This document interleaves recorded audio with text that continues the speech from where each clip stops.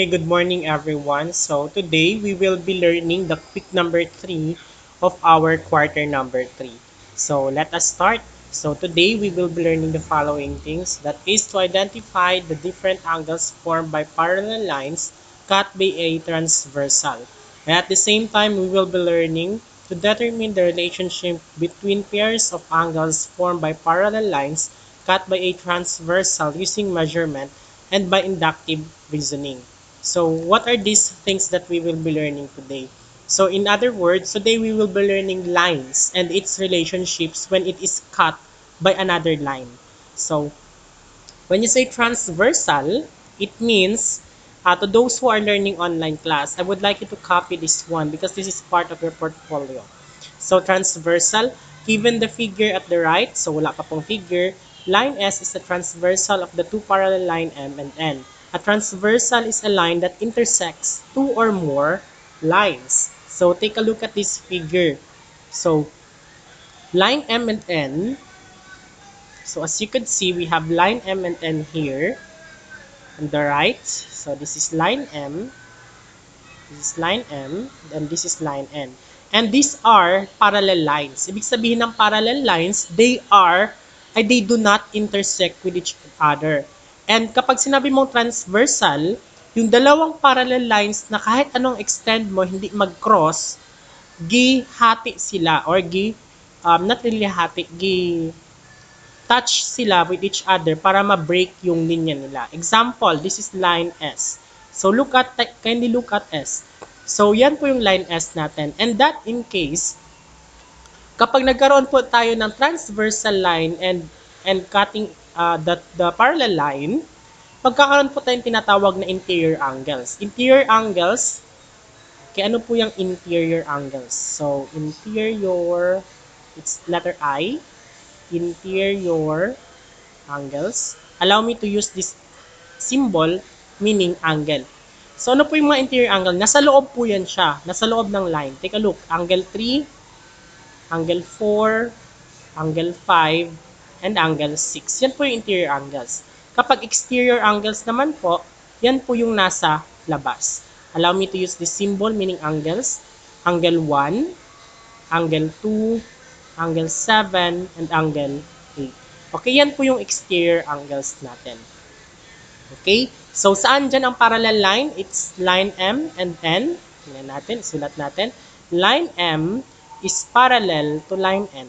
Yan po yung ibig sabihin yan. Ang transversal line dyan is S. S is the transversal line. Transversal.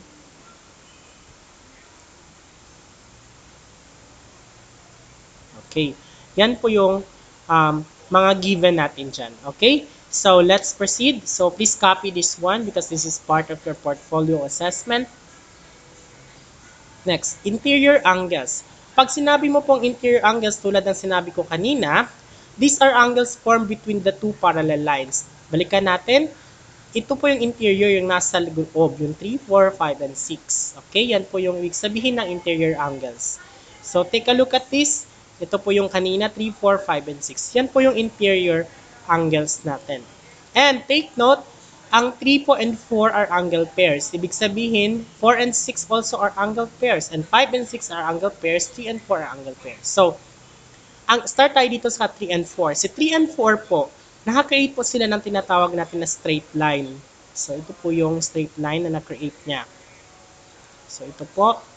Yan po yung straight line na na-create niya. Kapag ang isang linya, kapag ang dalawang angles nakakreate ng isang straight line, automatic po, ang measure ng kanilang angle is 180 degrees. Okay? Similar to kay 5 and 6. Pag i-combine po natin yung angles nila, this is the 5 and 6, makakreate po sila ng straight line and 180 degrees po ang kanilang sukat. Okay? That is an example of our interior angles. The interior angles here, angle 3, 4, 5, and 6.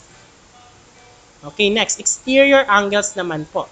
These are the 4 angles that lie outside the two parallel lines. So, kanina, okay, please copy.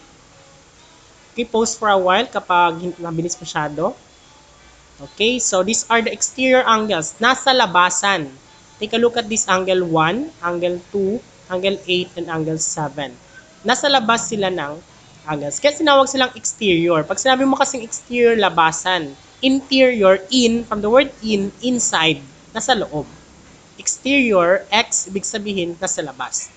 That's why, yung mga X yun, pinapalabas na yan siya ng bahay. Char lang. Anyway, let's continue.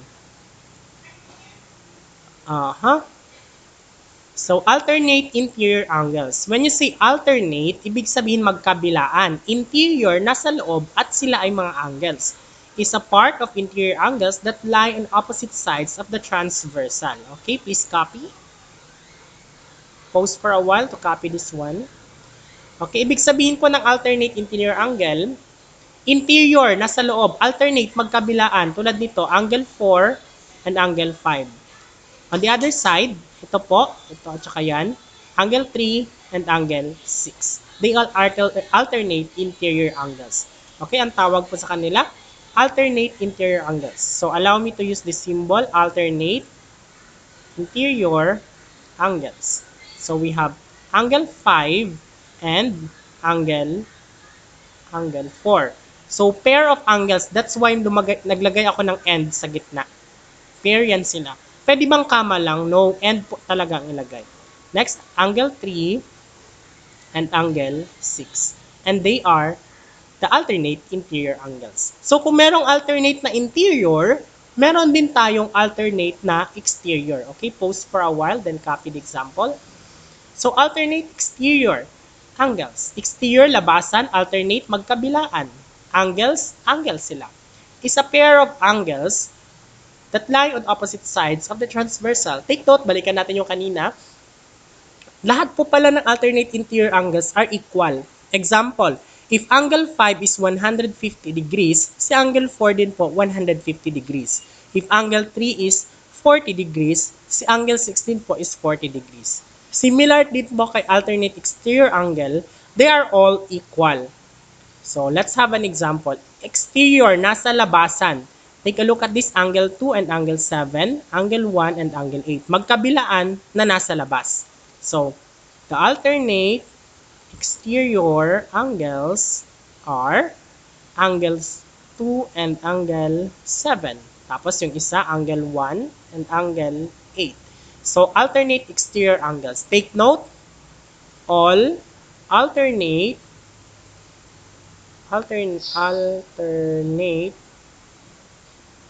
interior angles are equal to each other. So, paano po yan siya? Example, si angle 7 natin 30 degrees to siya ang measure niya dito. Therefore, obviously, si angle 2 is 30 degrees din po. Next, si angle 1 is 150 degrees. Automatic din po si angle 8 is 150 degrees. Yan po yung alternate interior angles. Okay? Corresponding angles. When you say corresponding angles, magkasunod-sunod. Are pair of angles that lie on the same side of the transversal, one interior and the other exterior. So, sabi daw po, ang isa dapat interior, ang isa exterior. Yun po yung condition niya. So, let's take a look at this. Please copy the definition. Okay, pause for a while. Let's proceed to this example. Okay, ito po yung example ng corresponding angles. Magkasunod. Isa sa labas, isa sa loob. 2 and 6. So, angle 2 and angle 6. Next, ito naman. Isa sa loob, isa sa labas, angle 4 and 8. Magkasunod-sunod. Angle 4 and angle 8. Next, angle 3 and angle 7. Sa kabilang side po yan. Next, angle 1 and angle 5. Okay, yan po yung mga corresponding angles natin na tinatawag. And take note, all corresponding angles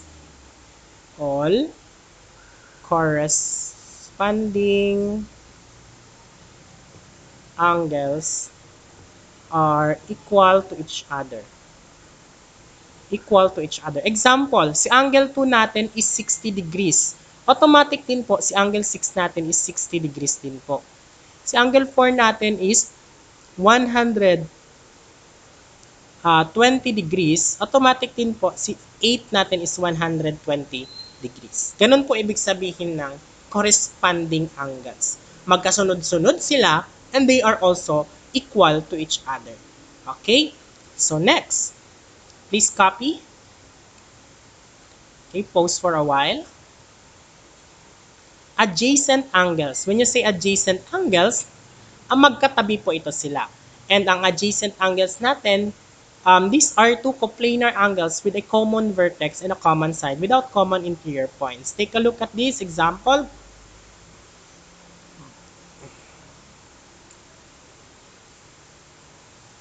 Okay, sorry for that. Ito yung, hindi kasi ako gumagamit ng ruler. So, example. This one is 30 degrees and this one is 140 degrees. Magkatabi po sila, adjacent, magkatabi. Ibig sabihin ng adjacent, magkatabi. So these are example of adjacent angles. I know we have learned this one in week number 2 of our modules. Ito po ibig sabihin ng adjacent angles, magkatabi sila. Okay, pause for a while and copy. Let's proceed. Supplementary angles. The sum of angles which is the measure is 180 degrees. For example, ito po, si angle 1 is 100 degrees. Si angle 2 is 80 degrees. Kapag i-add mo sila, ang answer is 180, di ba? So automatic, this pair of angles are supplementary to each other or supplementary angles ang tawag sa kanila because their sum is equivalent to 180 degrees. Yan po ibig sabihin ng supplementary. I know you have learned this one because this is a part of the week number 2 lesson. Okay, pause for a while and copy. Okay, linear pair are two angles, both adjacent and supplementary. Linear pair, dapat 180 ang kanilang sum. Adjacent siya, pero 180 ang kanilang sum. Okay, example. Sorry for that. Kung straight line, yun. So, these are pair of angles. For example, this one is 90. Si angle 1, this is angle 1. And si angle 2 natin is also 90. Kapag ang dalawang angles magkatabi, tapos at the same time, ang sum nila is 180 degrees, ang tawag sa kanya linear pair. Okay? Pause for a while and copy. Kanina po, balikan natin, supplementary po kapag 180 ang sagot. Ang kanilang sum rather. Pero kapag ang adjacent angles is considered 180 at the same time, supplementary na siya. Or adjacent at the same time, supplementary tawag sa kanya. Next, vertical angles. Vertical angles, these are opposite angles. Okay, for example, maggawa ako ng linya or ng... Okay, so this is an example of vertical angle. This is angle 1. This is angle 2. This is angle 3. This is angle 4. Ano po ang opposite ni angle 1? Of course, si angle 2. Angle 1 and angle 2. Si angle 3 naman po, ang opposite niya is congruent to angle 4. So, ano po itong symbol na ito? Itong symbol na yan is meaning niyan congruent.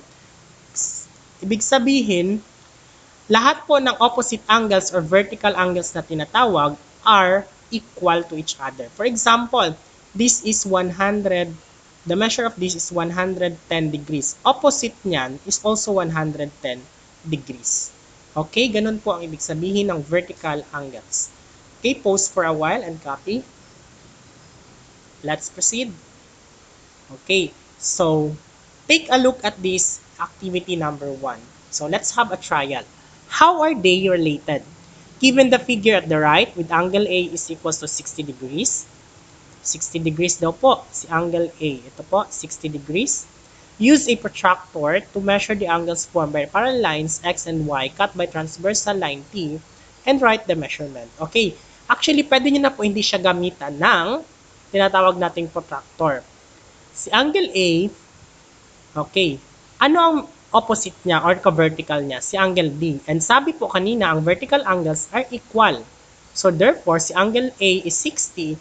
Ano ngayon ang measure ni angle B? Kung equal sila, 60 din po. Ganon. Okay. Next. Corresponding angles. Ano ang ka-corresponding angle B? Isang interior, isang exterior. Si H ang kanyang ka-correspond. Magkasunod sila na ang isa interior, ang isa exterior. And sabi po, ang corresponding angle are equal to each other. So, si angle B is 60, tama? So, si angle H din po is 60. Okay, hindi na po magsulat kasi po nasa gilid na siya. Next, si angle H, dito ko na lang isulat, angle H is equal to 60 degrees. So, dito ko na lang isulat kasi hindi po magsulat. Okay, next. Si angle C, paano natin to i-identify? We know that angle A is 60 degrees. Ano po si angle C?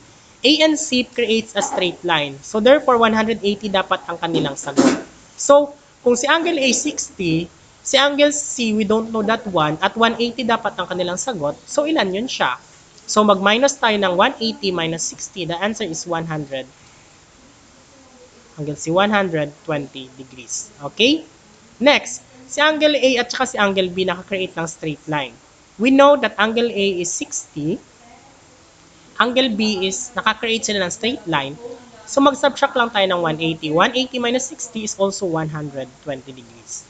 Okay, si angle E naman tayo. Angle A and E are corresponding. So therefore, 60 degrees siya.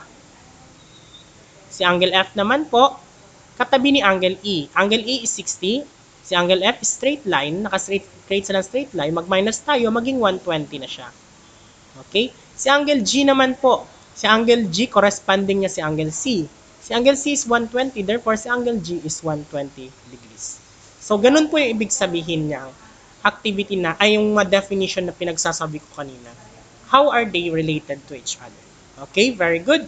So, I hope you have learned something on this trial.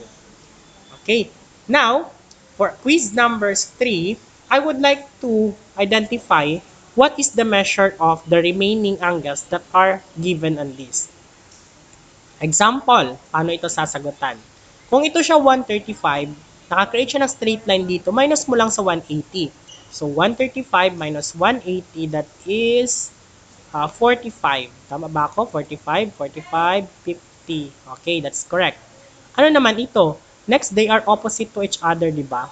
Kung opposite sila, 135 dito. Okay, so ito naman, opposite si 45, so 45 din dyan. 135, corresponding niya, 135 din dyan. Vertical angle sila or opposite, 135 dito. Next, 45 dito, corresponding niya, 45 din dyan. So, ganun po yung pagsagot ninyo. So, lagyan lang siya ng degrees, degrees, degrees, degrees, degrees, degrees. Okay? Huwag kalimutan po ang degrees.